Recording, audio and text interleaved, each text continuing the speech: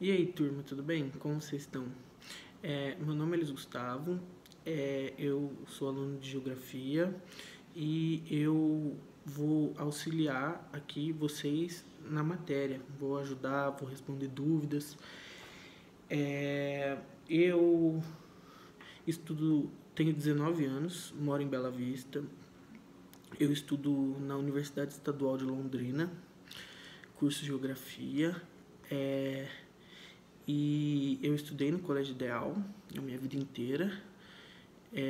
E eu gostaria também que vocês se apresentassem para mim, me mandassem uma mensagem no WhatsApp, que vocês me dissessem como está sendo.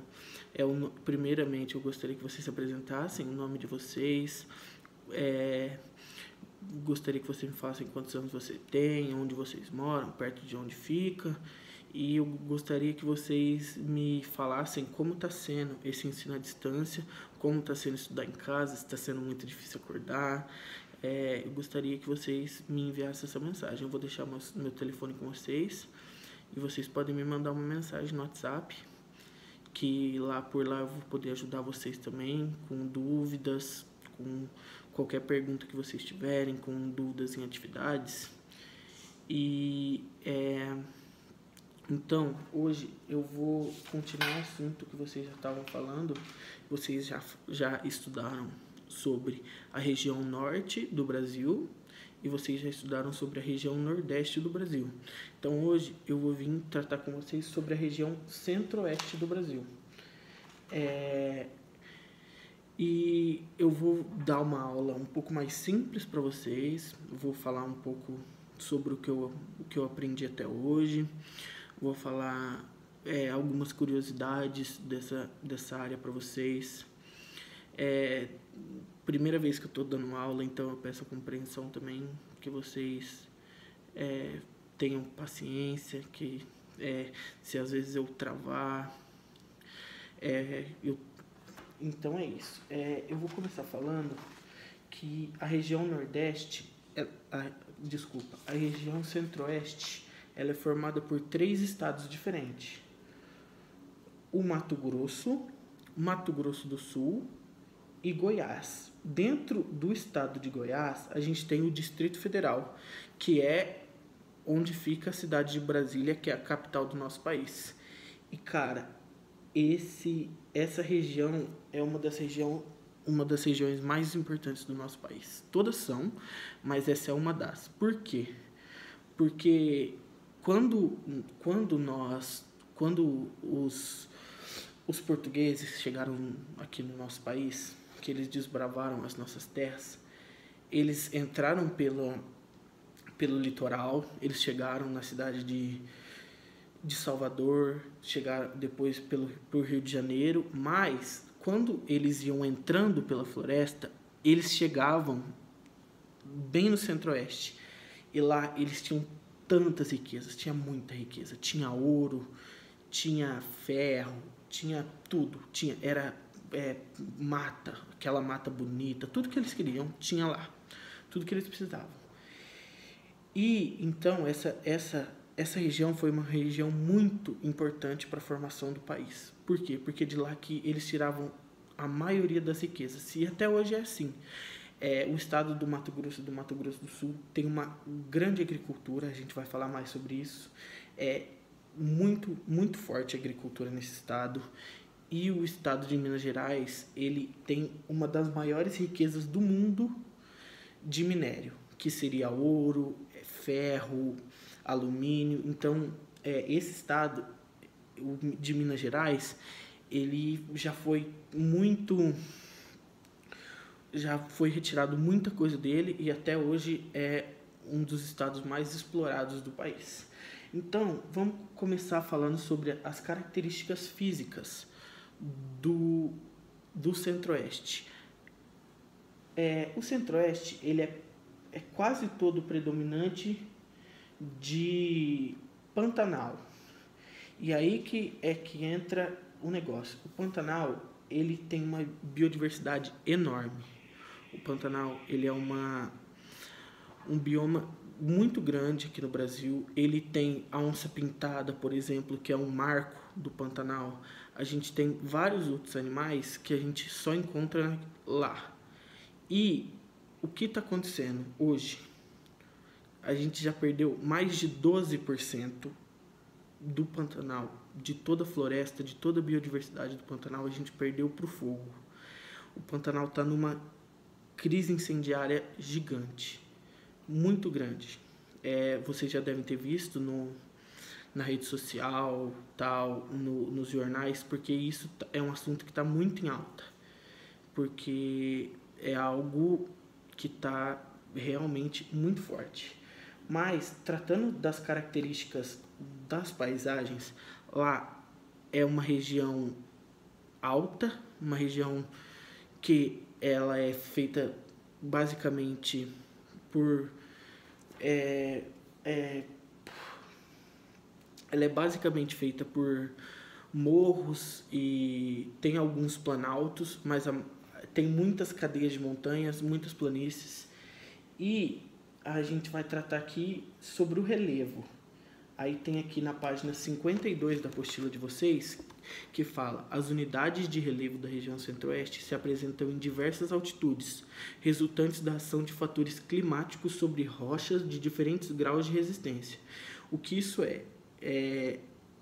Uma rocha sedimentar, ela é uma rocha que ela tem formação de outros sedimentos. Então, por exemplo, se eu tenho duas rochas e elas algo faz ela entrar em atrito, por exemplo, o vento ou a chuva, ela faz as duas rochas entrar em atrito. Esse atrito da rocha vai gerar algo que vai cair no solo, e com essa deposição do solo, ela vai se juntar e virar outra rocha. Essa outra rocha, que o atrito dessas duas virou, ela é uma rocha sedimentar. E essas formações aqui que a gente vê, que fala resultante da ação de fatores climáticos sobre a rocha. O que seria isso? Que é uma formação sedimentar. As rochas que a gente tem nessa formação são rochas sedimentares. Por quê? Porque a gente tem a ação da natureza sobre essas rochas que criam essas cadeias. Aí a gente continua aqui. Por causa das extensas paisagens naturais, algumas áreas de planície são aproveitadas para a criação do gado. Já os topos das áreas de planalto são adequados para as atividades agrícolas, como a produção de soja, trigo, arroz e milho. A gente tem uma agricultura muito forte no estado de Minas Gerais, no estado do Mato Grosso e do Mato Grosso do Sul, principalmente. A gente tem grandes fazendeiros com muita terra, plantando muito, e isso sendo vendido para fora do país, isso sendo vendido para dentro do país. É isso que coloca comida na nossa mesa, é essa agricultura que vem. Aqui no Paraná a gente tem muito, no estado de São Paulo tem, em outros estados tem, mas hoje uma das maiores concentrações da agricultura é no estado do Mato Grosso e do Mato Grosso do Sul, na região centro-oeste. Em Minas Gerais a gente tem um pouco menos, porque Minas Gerais é uma região mais, como a gente vai tratar aqui na página 53, ela é uma região com mais planaltos. Ela é uma região alta, muito alta, com muita montanha, muita serra. E por isso que a gente tem muitas deposições, a gente tem umas rochas muito ricas em ferro, em ouro, em formação, e por isso que de lá a principal renda do estado de Minas Gerais é a extração de ferro e ouro. Antigamente a gente tinha aquelas pessoas que tiravam ouro da terra como forma de vida. Hoje isso virou algo industrial. A gente tem grandes empresas que fazem essa exploração nas terras e importam e vendem, exportam esse produto e fazem um lucro gigantesco. Isso a região centro-oeste é uma região rica. Ela tem uma terra boa, uma terra muito boa para a agricultura, para a criação de gado. A gente tem algumas planícies no estado do Mato Grosso que são muito boas para a criação de gado. E a gente tem muita riqueza debaixo da terra no estado de Minas Gerais, principalmente. Aqui, na página 53, os planaltos e chapadas de Parecis constituem o divisor de água das regiões hidrográficas amazônica e do Paraguai. Nesses planaltos destacam-se a Serra do Roncador, do Daniel e do Pirapuã. As suas formações antigas que sofreram intempéries originaram as chapadas, muito procuradas pelos turistas. É uma área turística, muita gente viaja.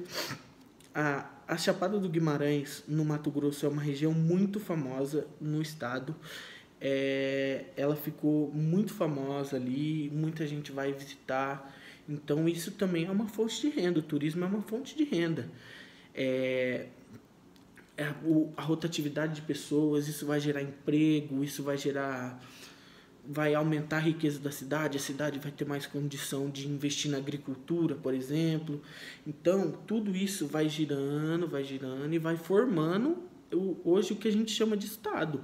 O Estado, ele é formado em volta da geração, das pessoas que nascem, das pessoas que morrem, das pessoas que trabalham, das pessoas que deixam de trabalhar, das pessoas que viajam, que gastam o seu dinheiro.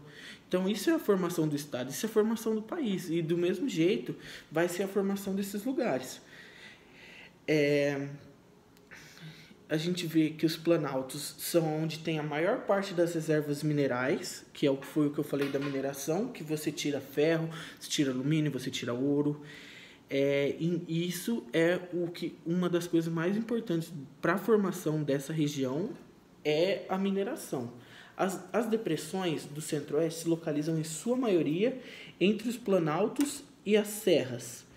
Em grande parte, elas são formadas por rochas cristalinas e se caracterizam por relevos quase planos ou arredondados de altitudes bastante baixas, entre 100 e 400 metros. Algumas depressões como Araguaia e Tocantins acompanham os vales de importantes rios da região, do mesmo nome. Destacam-se também as depressões Cuiabana, do Alto Paraguai-Guaporé e Marginal Sul Amazônia. A cidade de Cuiabá, que é a capital do Mato Grosso, é uma das mais quentes do país e ela situa-se na depressão Cuiabana. Muitos estudiosos afirmam que esse fator e a dinâmica dos ventos acentuam a sensação do calor nessa região. Mas, vamos parar para pensar então. A gente tem um estado como o Mato Grosso, que Cuiabá é uma das cidades mais quentes do Brasil. E por que a gente tem algumas cidades lá em Minas Gerais, que é na mesma região, é um estado vizinho, e a gente tem algumas cidades lá que são uma das cidades mais frias do país? Por quê? Por que isso acontece? Pela diferença do solo. Você me pergunta, como assim pela diferença do solo? Porque na região dos planaltos é algo muito grande, é muito alto. Chega a ter 600, 700, 800 metros de altitude as cidades lá. Então, por isso, elas são cidades mais frias. E você pega as grandes depressões, como a cidade de Cuiabá, elas estão muito perto do nível do mar. E isso deixa as cidades mais quentes, porque elas são mais baixas, e quanto mais baixas, mais rarefeito o ar, e mais quentes e menos umidade esse ar vai ter. Quanto mais altas, quanto mais baixas, mais quente, quanto mais altas, mais fria. E, para fechar, a gente tem as planícies. Aí fala aqui, na planície do Rio Araguaia, situada no centro da depressão Araguaia, está situada a ilha do Bananal, maior ilha fluvial do mundo. Trata-se de uma área plana com altitude de até 200 metros, constituída de sedimentos recentes. Aí tem aqui, o que eu falei para vocês de sedimento? É quando a natureza pega o que já está no solo, ela transforma isso com contato, com chuva escorrendo. Ó, se eu tenho contato, isso vai se quebrando e vai caindo no solo e vai criando uma deposição. Se eu tenho uma chuva escorrendo, essa chuva vai fazer força em cima e vai arrastar isso, ó. A chuva está arrastando isso para baixo. E se ela está em cima de um morro aqui, ela vai arrastando, a chuva vai arrastando isso para baixo e isso cria novas deposições, que isso seria uma constituída de sedimentos recentes. E aí aqui fala, lembre-se de que em termos geológicos a palavra recente pode significar alguns milhões de anos. E aqui uma curiosidade, a Terra ela tem aproximadamente 4,5 bilhões de anos. Então, se a gente falar de sedimentos recentes, que seriam de 2, 3, 4 milhões de anos atrás, isso é algo muito recente, muito. Por quê? Porque ela tem 4,5 bilhões. As formações de Minas Gerais, elas são mais antigas. A gente tem formações em Minas Gerais que tem 3,5, 3 bilhões de anos. Então, essas formações de Minas Gerais, elas são formações bem antigas. E essas planícies no Mato Grosso, elas são formações novas. Por quê? Porque elas foram se sedimentando. E vai sedimento, sedimento, sedimento, sedimento. E vai criando e vai subindo. Aí, agora, na página 54, nós vamos falar do clima. O clima principalmente do Pantanal é o clima tropical. O clima tropical vem do trópico. O que é o trópico? São as linhas imaginárias que cercam o mundo. Aí, se você pegar que o clima é tropical, ele é um clima quente.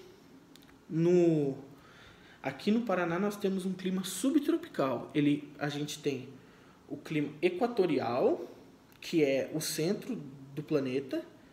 A gente tem o tropical e o subtropical, que está embaixo. Aqui a gente tem o verão, aqui no Paraná, nós temos o verão acentuado em calor. Vocês percebem na sua casa que essa semana, por exemplo, essa semana passada fez muito calor. Mas há 2 semanas atrás estava muito frio. Estava muito frio, de dormir de coberta e tal. Então, por que isso acontece? Porque nós temos uma região subtropical. Lá, a região tropical, vai destacar aqui, ó, o clima da região é influenciado por alguns fatores. Entre esses fatores, a latitude, como eu dei exemplo, que é a grande extensão do norte-sul, que é essa que está entre o Equador e o clima subtropical. Esse clima tropical é o que está ali no meio, que está. Aí, continuando. O fato dessa região estar localizada no interior do continente, com uma reduzida influência de maritimidade, o que seria isso? A região centro-oeste não tem nenhum mar. Nenhum mar banha a região centro-oeste.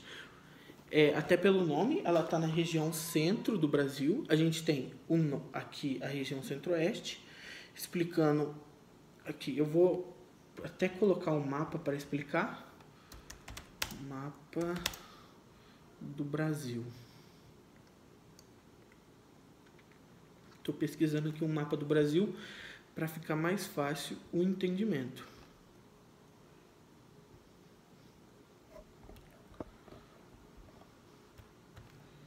Ó, vou virar aqui.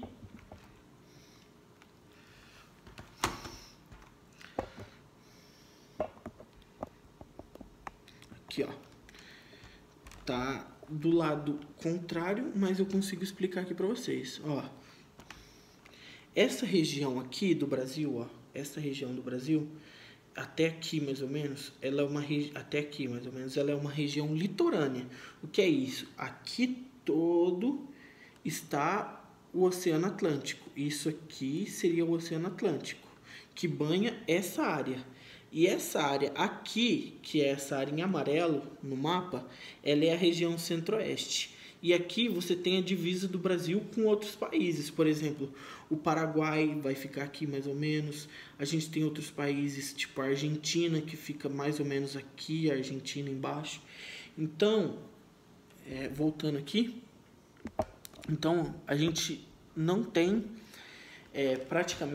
praticamente não, a gente não tem nenhum rio que banha esse. Então, pela lógica, ela vai ser uma região mais quente, ela vai ter um clima mais seco. Por quê? Porque a gente não tem rio que banha, a umidade lá é muito baixa, porque não tem água. A gente tem vários rios, ainda mais no bioma do Pantanal, a gente tem muitos rios, mas isso mesmo assim ainda é uma baixa, porque se a gente for comparar o tamanho do rio com o tamanho do mar, é meio que incomparável, porque o mar é muito maior. Aí a gente continua. As massas de ar que variam conforme a estação do ano. A massa de ar tropical continental deixa o clima mais seco entre abril e agosto, que seria o verão. E as massas de ar equatorial continental e tropical atlântica que atuam em setembro e março, levando umidade para a região. Que aí essas nuvens vindo do mar levam a chuva, elas carregam a chuva do mar para lá. Continuando aqui, ó, os principais tipos de clima da região são o equatorial úmido, que é predominante no Mato Grosso, e ele se caracteriza por chuvas intensas e com temperaturas elevadas durante o ano. O tropical, que predomina na maior parte da região centro-oeste, com duas estações bem definidas, uma muito chuvosa e a outra muito seca. Como vocês já estudaram lá no Nordeste, também segue mais ou menos a mesma linha do Nordeste. A gente tem a gente tem chuva em um período do ano e seca no outro período. E chega a secar os rios, e isso acontece no Brasil muito. E seria muito pior se a gente não tivesse a floresta amazônica. Mas nas condições que a gente vive, ainda acontecem essas secas. A gente tem o clima tropical de altitude, que é predominante nas regiões mais elevadas, como o sul de Mato Grosso e o sudeste de Goiás, onde as temperaturas são mais amenas, que foi o que eu expliquei para vocês. Quanto mais baixo, mais quente, e quanto mais alto, menos quente, mais frio. Então, na tropical de altitude, as temperaturas são mais amenas. Aqui, a leitura da cartografia. Que eu mostrei ali para vocês o mapa. Aqui tem uma atividade que é para vocês pintarem as regiões do mapa ao lado de acordo com seus respectivos tipos climáticos. A gente tem uma área que eu falei para vocês ali que é mais alta, que seria a tropical de altitude. Tem o tropical, que é a maior área, lembra disso na hora que for fazer atividade. A maior área é a área tropical. E a gente tem a equatorial úmido, que é predominante no norte de Mato Grosso. Tá bom? Aí vocês vão fazer essa atividade da página 55.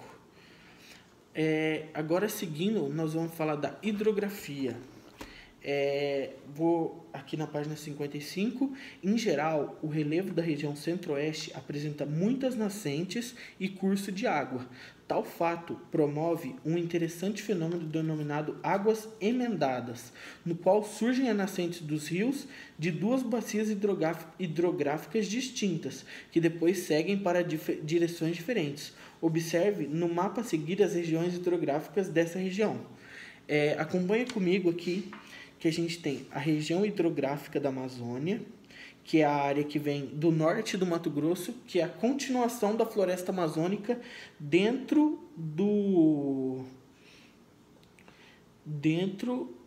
estado centro-oeste. Ela não está mais na região norte, ali no estado do Amazonas, do Pará e tal. Ela já entra para o estado do Mato Grosso e ela vem até mais ou menos ali o meio do estado de Mato Grosso. até a metade do estado de Mato Grosso, a gente tem a região hidrográfica amazônica. A gente tem a região hidrográfica do Paraguai, que é a que banha a capital Cuiabá, que é a capital do Mato Grosso, e banha até ali perto da capital do Mato Grosso do Sul, que é Campo Grande. E o Rio Paraguai é um dos mais importantes nessa região. Nas épocas de cheia, ele inunda uma área vasta, formando lagos. O que seria isso? Quando tem muita chuva, o rio ele vai encher e vai formar lagos e fica aquela coisa bonita, aquele monte de água. Só que aí quando não tem chuva, e o rio desce e fica quietinho lá. A gente tem a região hidrográfica do Paraná, que a gente tem os rios Paraná, o Rio Grande e o Paranaíba. E eles são os rios que separam os estados do Mato Grosso do Sul e Goiás. E esse rio, ele vem daqui do Paraná, ele passa ali ele pega uma parte do Paraná, ele passa por São Paulo e vai para o Mato Grosso e para Goiás. Ele faz essa divisão entre os dois estados. A gente tem ali perto da região de Brasília, Distrito Federal, a capital de Goiás, Goiânia também, a gente tem a região hidrográfica do Rio São Francisco. Esse Rio São Francisco, ele é aquele famoso rio que abastece a água no Nordeste, que muita gente depende dele para poder sobreviver, que a agricultura no Nordeste depende completamente do Rio São Francisco. E essa bacia passa dentro da região Centro-Oeste e vai até a região Nordeste. Mas acima da região do Rio São Francisco, a gente tem a região hidrográfica do Tocantins-Araguaia, que é a segunda maior região hidrográfica do Brasil. O Araguaia é um dos principais rios do Centro-Oeste e o mais importante afluente do rio Tocantins, que desemboca na região norte. Nele se localiza a Ilha do Bananal, que é a maior ilha fluvial do mundo, que eu falei para vocês antes. E ela pertence ao estado do Tocantins, a ilha.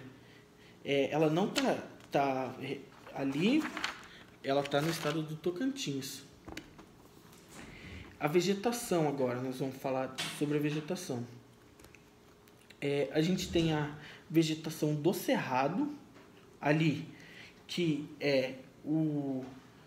a maior parte do Centro-Oeste é o Cerrado, e ela é uma formação típica de clima tropical continental. O que seria isso?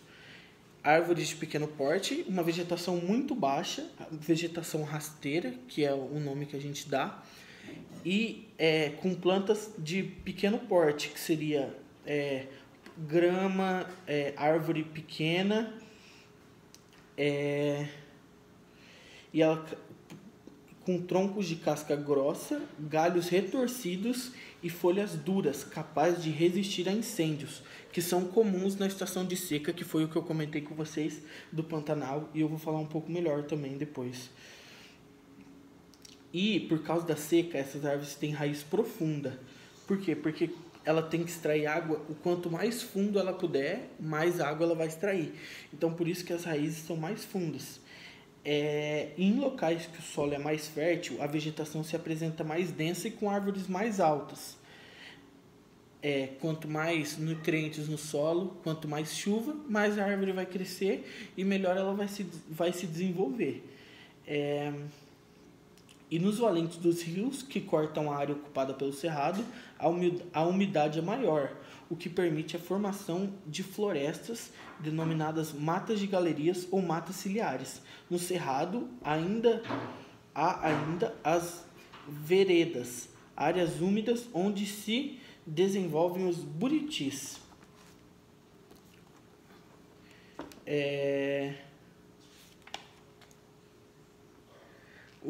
A gente tem aqui uma pesquisa que é para vocês realizarem.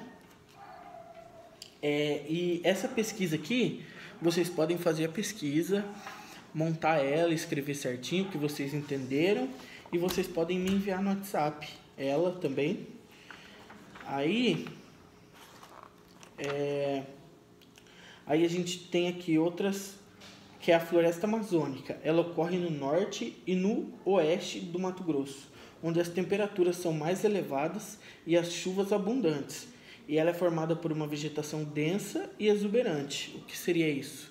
Como tem mais chuva, as árvores se desenvolvem melhor, as folhas maiores, as folhas mais bonitas, mais verdes. Então, o que fala? Ela é uma formação mais densa e exuberante, embora a destruição dessa floresta tenha sido intensa nos últimos anos. É a menos modificada da região. A gente tem a floresta amazônica, ela é meio que um marco do país, porque essa floresta amazônica, ela é a que tinha o pau-brasil, que traz o nome, simplesmente o nome do nosso país. Então, a floresta amazônica, ela foi muito devastada, principalmente quando começou a extração de riquezas do Brasil. Por quê? Porque ela estava na área que eles tinham em vista. Eu disse para vocês que eles entraram no país e acharam muita riqueza no Centro-Oeste, mas antes deles chegarem no Centro-Oeste para achar essas riquezas, eles tinham que tirar as riquezas de algum lugar, e eles tiravam da Mata Atlântica. E isso devastou. Hoje a gente tem pouquíssimo parte restante de Mata Atlântica. O Bosque de Bela Vista é uma floresta de Mata Atlântica preservada desde antigamente, e a gente tem uma área do Centro-Oeste, então, que é formada por essas florestas. A gente tem a floresta tropical, que recobria áreas dos estados do Mato Grosso do Sul e de Goiás. Na atualidade, está praticamente extinta, porque foi completamente devastada. Essa floresta se desenvolve em ambiente de temperatura elevada, com chuvas menos abundantes que as ocorrem nas áreas da floresta amazônica. Suas árvores típicas são o jatobá, o cedro e a peroba. Essa peroba, ela é uma madeira extremamente utilizada. Até por isso que essa floresta está praticamente extinta, porque as árvores ela era muito resistente. E antigamente, quando as pessoas ainda usavam madeira para fazer casa, por exemplo, para construir estabelecimentos, prédios, a madeira era muito mais usada que hoje em dia, porque hoje em dia a gente tem algumas coisas que podem substituir essa madeira, porque a exploração meio que acabou com o que a gente podia. Hoje, se a gente tirar mais do que já tirou, a gente perde. Isso vai trazer danos irreparáveis. Por quê? Porque a gente já tirou o que tinha para tirar. Se tirar mais, vai dar muito problema. E para fechar, a gente tem o Pantanal ou o Complexo do Pantanal. Seu aspecto é muito variado. Em alguns lugares, apresenta-se como uma mata densa. Em outros, sua aparência é de campos limpos e com grande valor para a pecuária. Em outros, ainda lembra o cerrado. Essa variedade está relacionada à baixa ou à alta umidade resultante das inundações anuais.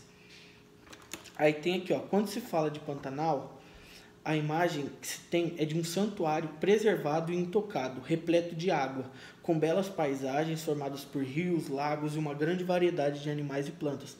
Mas o Pantanal, belo e diverso que conhecemos, é uma região também muito sensível e vulnerável a ameaças tanto de dentro, tanto de fora, e pode desaparecer se não for preservado. Isso é importante porque eu vou falar com vocês mais à frente. E o Pantanal depende da manutenção do ciclo hidrológico, que permite o subir e o abaixar das águas, e a inter-relação entre as espécies. Qualquer mudança nesse ciclo pode comprometer os ecossistemas e modificar toda a paisagem. A pecuária não sustentável, a monocultura de cana-de-açúcar. Por que a monocultura? Porque quando você planta um produto só, você tira tudo da terra. E essa terra, um tempo depois, ela fica impossível de ser usada. Por quê? Porque você arrancou tudo dela. Então, por isso que normalmente a gente tem duas safras. A safra de trigo, a de milho, a gente tem a de soja, a de milho, e talvez a gente tenha de trigo ali no meio. Por quê? Porque se a gente plantar só o milho, só a soja, a gente vai acabar com a terra e 20 anos depois que o cara comprou a fazenda dele, ele vai ter que abandonar porque não vai dar mais para fazer nada. A monocultura de cana-de-açúcar e de soja e a contaminação dos solos por agrotóxicos. Agrotóxicos são os venenos que são usados na agricultura e que aqui no Brasil é um problema muito grande também com agrotóxico. Como vocês vão poder ver no decorrer assim, da vida de vocês, que o Brasil sofre muito com problemas ambientais. Questão de água, questão de preservação ambiental, questão de preservação de solo, o Brasil sofre muito. E isso aqui que fala, a contaminação de solo, isso é algo que está acontecendo muito no país inteiro. Por quê?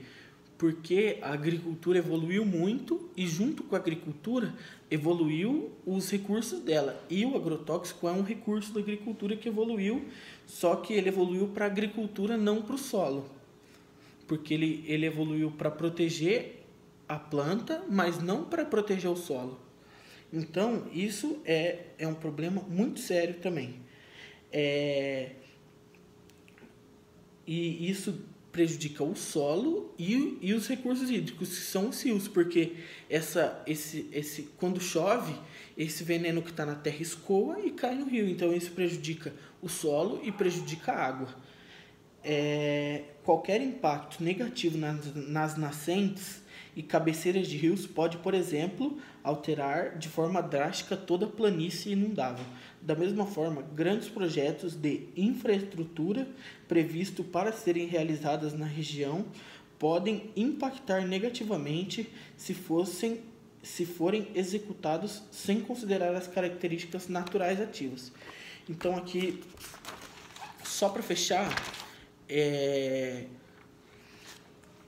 o Pantanal ele está sofrendo uma grande ameaça, como a gente viu aqui, e fala aqui, ó, qualquer ameaça lá pode acabar com o bioma, qualquer ameaça. E a gente está realmente sofrendo uma ameaça. Mais de 12% das terras do Pantanal já foram completamente destruídas pelo fogo. Já teve casos de morte, de pessoas que morreram queimadas tentando apagar o fogo das fazendas, e a tendência é aumentar. Então eu peço para vocês, essas coisas, elas estão aí no nosso dia a dia. Se você pesquisar, se você ler, se você correr atrás para saber, você vai ver e vai entender que isso está acontecendo. E vocês que estão estudando, vocês têm que saber que alguma coisa tem que ser feita, certo? Então,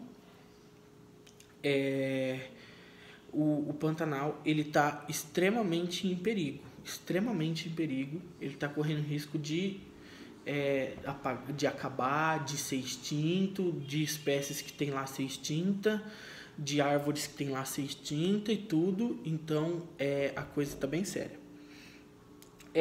Então, essa aula, por enquanto eu vou gravar isso. Eu vou dar uma introduzida no assunto que o professor provavelmente vai tratar com vocês depois. Então, por hoje é isso. Eu vou deixar meu número aqui com vocês. E então eu vou pedir para vocês me mandarem aquele combinado que a gente fez no começo, de vocês me mandarem como está sendo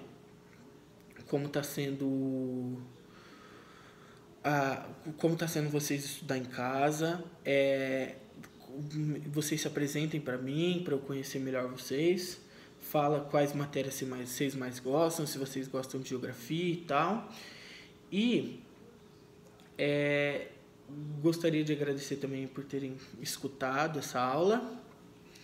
E que vocês falem se vocês gostaram da aula, o que pode mudar, o que vocês gostariam de ver, beleza? Então, por hoje é isso. Muito obrigado. Tchau.